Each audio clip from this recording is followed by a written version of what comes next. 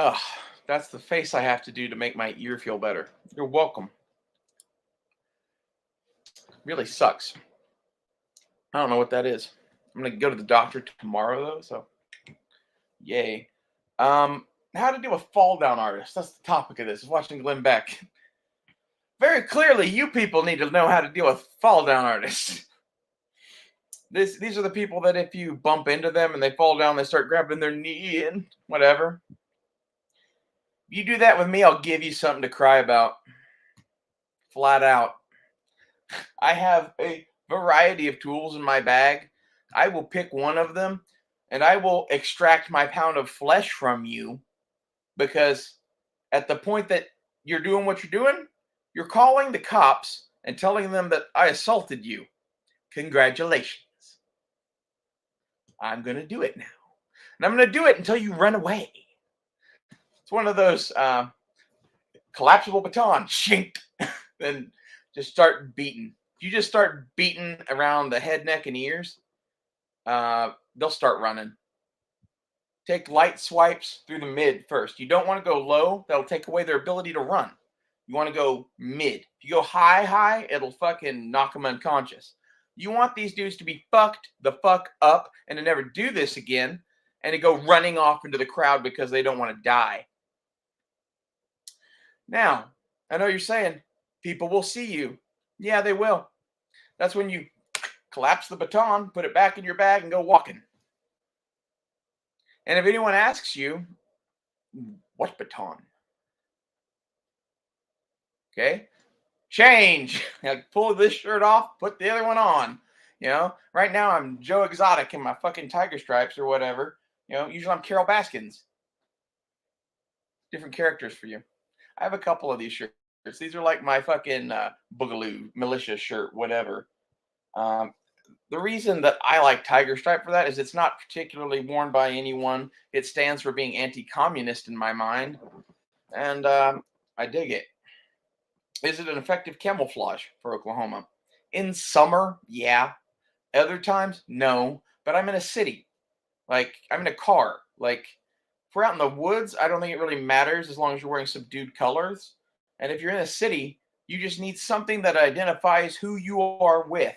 And whoever I'm with, they'll know to watch out for people in tiger stripes because they'll probably be wearing them too. Like, we're going to have to pick some sort of color. And if not, I'm going to have to order whatever they're going to order. So you might as well pick a thing that you like and buy that now.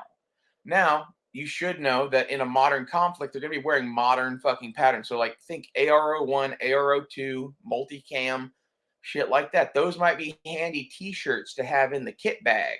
Why? Because you can change your uniform. Go watch the movie The Dirty Dozen. You'll thank me later. That's how I intend to fucking conduct warfare. Flat out. Rachel's Roughnecks.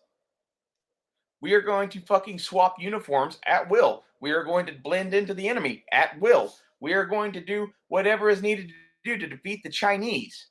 I don't care. If China invades this fucking country, we will form a militia to drive them back into the hills or what, like, right? That's why we do these videos. It is a part of it. That's not the biggest threat that I see. I don't think it's the biggest threat you see either. That's why I sit here smoking my weed, holding my gun, and fucking talking to you guys like this. Because, like, until they fucking come for me, I'd like everybody else to at least get the benefit of whatever this is. And it's fun to watch. I think I'm entertaining. I'm kind of funny. And I talk better than a lot of people. I'm an orator, really. I didn't realize I was, but, like, I've realized lately that I am a writer because of George Lucas and John Milius, really. And I'm the person that beats up the fall down artist because of my grandfather, John Milius. That's like some straight up 1960s Marine Corps, how you deal with fall down artists. That's where that comes from. I don't know exactly where I got that other than my grandfather, to be quite frank. That's one of those, like, if you ask my grandfather for $100 and you look shabby, he might give it to you. If you come down and pretend like he hit you, he might kill you and then put a gun on you. Like, that's who he was. That's who a lot of people are at their core. If you really fuck with them, that's who many people are. Welcome to Texas or Oklahoma or Missouri. Really, when I lived in Missouri, Missouri's cut from the same cloth as us. Bunch of rebel renegades. That's the thing I did love about living up there in Springfield was like that's Jesse James territory. That's literally my ride from college to home and back in the day was the ride that fucking the outlaw Josie Wales makes into Indian territory. Like, I don't know. I always thought that was cool. I always thought it was cool to live in that area of the country. This is where Jesse James rode. This is where Bonnie and Clyde rode. I've held machine guns that Bonnie and Clyde left in Joplin, Missouri, in my own hands.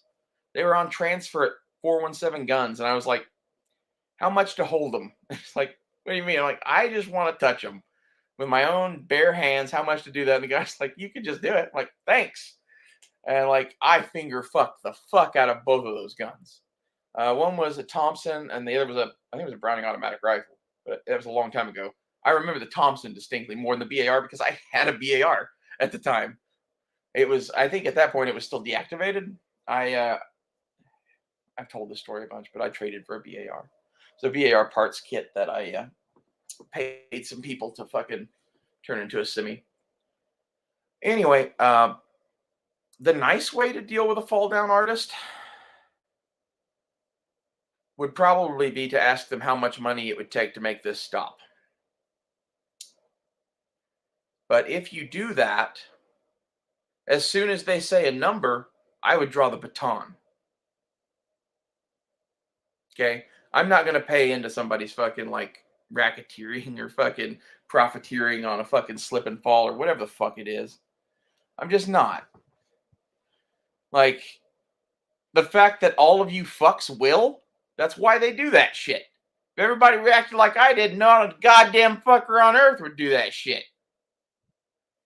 I think we should just all carry collapsing batons.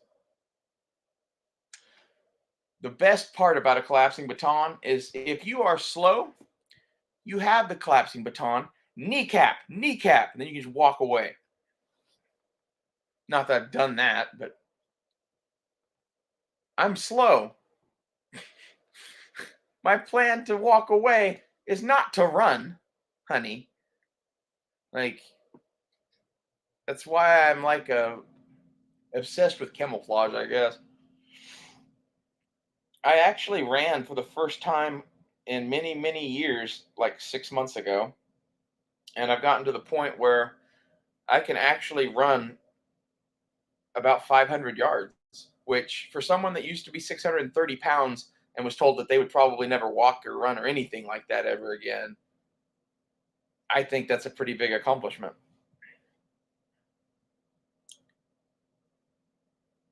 You know, it's one of those things that, like,